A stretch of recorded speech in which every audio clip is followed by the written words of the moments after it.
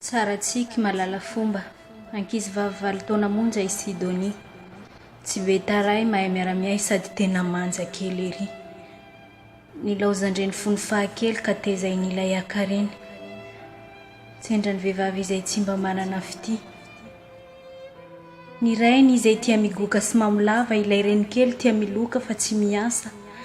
Ary Sydonie no manompo azy ireo sy mikarakara. Tsy nisy mpanoana ka voatery ny ala fianara.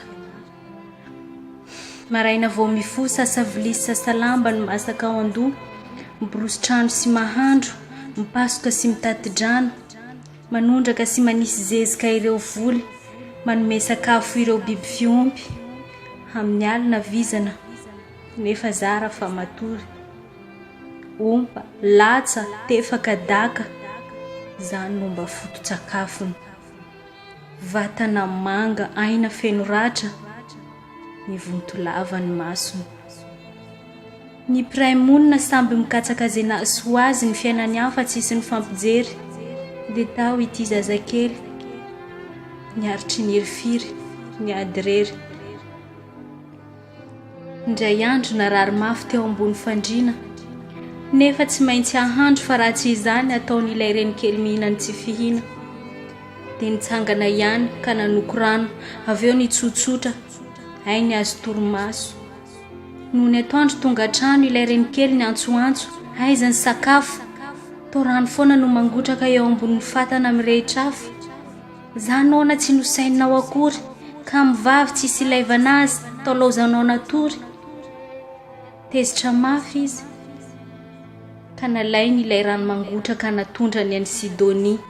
Avy eo izy norarany petrôly izay nalainy avy tany an-dakozia, natopany teo aminy ilay afo, ka niretra avy any an-tampon-doha ka hatrany am-paladia.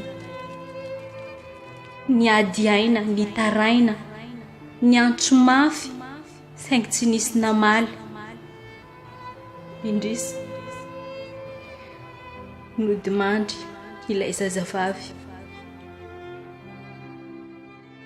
Teo voataitsa ny vahoaka, fa i Sydonie efa lasany ankoatra. Angamba, hany izy vao hiala sasatra. Angamba, hany izy vao tena ho sambatra. Angamba, hany izy vao tena ho faly, raha fahoriana foana no miaina nandritry ny fahavelomany tetỳ an-tany. Raha ny fampijerijery ve ny mpiray monina mety tsy hony afara amin'izao? Raha nisy ny bedy ve ilay reny kely, mety tsy honanao ny tsy fanao? Malagasy.